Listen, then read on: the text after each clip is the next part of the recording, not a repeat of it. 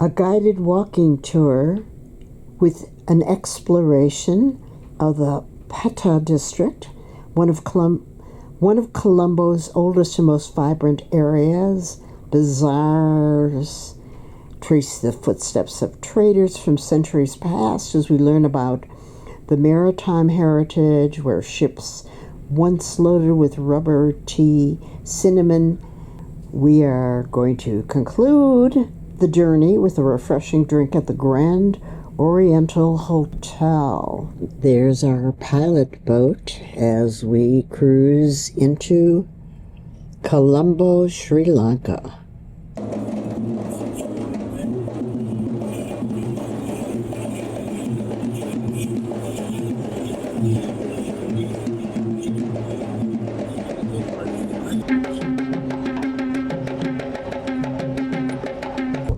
This is the first time we've actually had those little voice receivers, which is great. It's great to go somewhere and then say, "Ooh, someplace new." And we're off. So, good morning, ladies and gentlemen. Good morning. Welcome to Colombo, Sri Lanka. I'll be your host this morning, Christopher. So, first things first, a lot of people have this question when they hear my name, Christopher or Chanel. It's not your typical Sri Lankan name. It's from the Dutch, Portuguese, English. Now, my surname is French, Robert. So that's why we have all these English names. We're going to walk in two parts of Colombo. So first I thought I'll put you into the crazy part of town, which we call the Petta Market. And from there we go on to the old part of Colombo, which we call the Colombo Fort. Everything you see there is not staged, it's day-to-day life. You'll find some of the hardest working people there. So all the goods, for example, you see from these containers, end up at the market, and then from there it's distributed. So it's more or less a wholesale market because you can find everything and anything in that market. For example, you get one road with all electronics, one road with all textiles, one road with all jewelry, and then other roads with fresh produce, spices. So you get all the roads there. When we get on from the bus, we'll first go to the fresh produce section. So all the vegetables you see there are bought fresh every day from different parts of the country, and all the vegetables are grown in Sri Lanka, which we call the Colombo Fort. This was actually once a glamorous commercial district, but as you know, we had a 30-year-old civil war that went on. Because of that, it actually sort of was affected. Also, there is water left kept here. Like I said, because it's a holiday, it's quite eased out today. That's the name of the market, Petta. Architecture to it. A lot of people mistake it for a church. It's now being converted into a museum. We have a town hall building.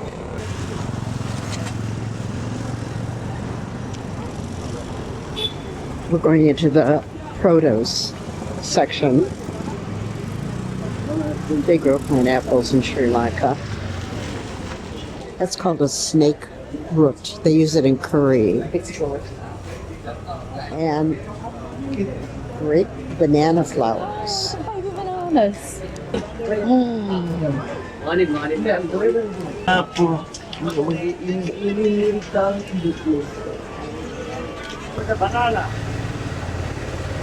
That's pretty unusual looking.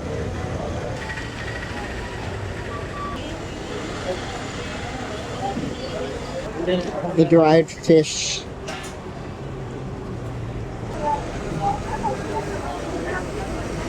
Small shallots. Why are they? That outshell because you weigh. So that also has a bit of a, We're talking about the shallots they were shelling. No, we need to take it out. Thank you. There's so much every step. Not to step in the trash, not to get run down by the tuk-tuks. Oh my God.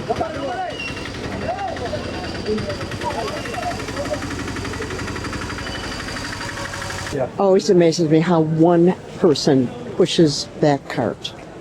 No wonder they're thin. So the shops are handed down from generation to generation.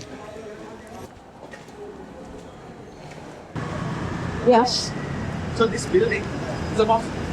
We call it the Red Mosque. it's a red mosque. It has a capacity of over 10,000. And if you look at the Pomegranate dome is on supposed top, to be sacred it looks like and when you holy, see the and that's pomegranate, why. the layer. So they use the pomegranate colors. That's the decoration for the Hindu festival. The signs are in 3 languages. From the single, you can see how big the mosque is. The street is called Lanka Street because it sells sequins and shiny things. They have been trading in this market for well over 2,000 years. Hindu temple.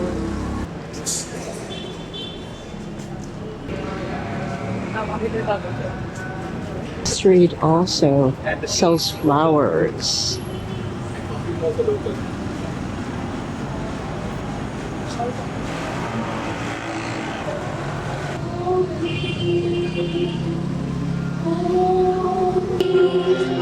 ஓம் நன்றிருக்கருள்பவனே சூரியனே வானோற்றி ஓம் நான்முடி தந்தையே சூரிய தேவா போற்றி It's all for cricket because they're obsessed with cricket. Sport is rugby. They use the king coconut, which has more minerals than the green one, and they use that for drinking. It's one orange. All luggage in this section. Here is one of their Buddhist temples. At least 30% are Buddhist. Can you imagine over there, huge stone parapet walls? This was initially built by the Portuguese. Made into house the military That's their fort, but that's all that's left. taken over by the Dutch. Put some crocodiles in it. They put a canal around it. It's built by the Portuguese. So I'll give you more. Built a moat. And the crocs would gather here, but no more crocs. Then this was taken over by the Dutch. Dutch also used it for the same thing for their military and their stores. Then this was taken over by the British. Now the British are the ones who actually demolished the walls in 1870. But there was a reason. They saw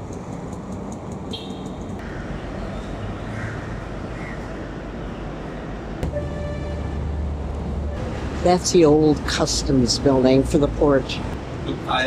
We're going to have a refreshment break here. It's the oldest hotel here in Colombo. They haven't done much to refurbish, but this was the best hotel. You had to send a letter to the manager with your credentials if you wanted to stay here. And if the manager didn't like it, you couldn't stay there.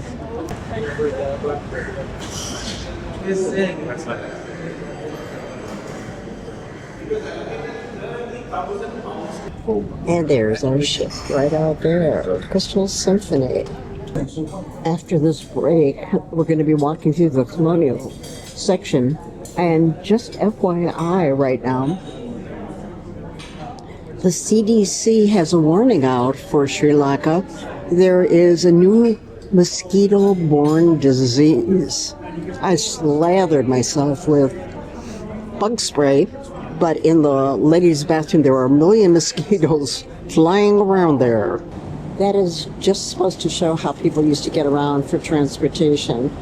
And of course in China you can still hail a rickshaw sometimes. departmental store, It's called similar to Harrods Harrods and in London, Harrods, like where you Harrods. could find Department everything store. anywhere. So, from your caviar to your bicycles to your clothing to your. All the bricks were imported from London. It made a lot of money. Controversial logo. On top, it's a British coat of arms, so that is fine. The bottom bit is a controversial bit because this shows the trade. So let's say that the British had with the Chinese. The British would ship opium in chests to China, and the China would ship tea back in the same boxes. Chinese used to give them tea. So that is what sort of showed them. This side is Lloyd's of London. The building back there, built in the 1800s, is the presidential palace. President does not stay there. Beautiful tamarind tree. Sort of part of you can just The look old inside. lobby of the Old post tiles, office. the chandeliers, the stained glass windows, and there's the old round wooden counter still intact. There's in Colombo. That's for letters in The blue Colombo. one is for foreign. Blue is for The foreign. red one is for local. And red is for local.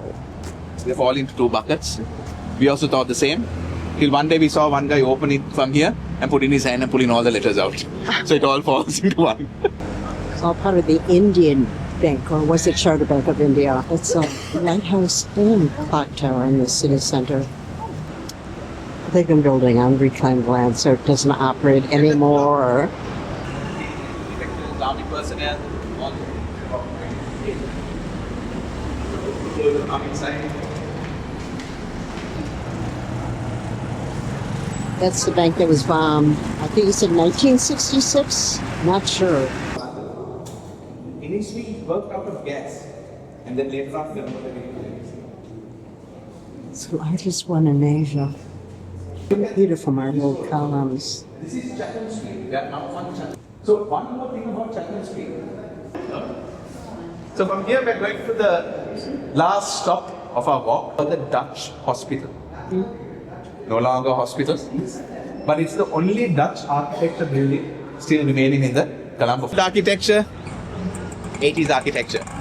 So there's a saying here, 80s was good for music, but bad for architecture. The original cobblestones, which I am watching every step. Oh my God, there's a Burger King right ahead of us.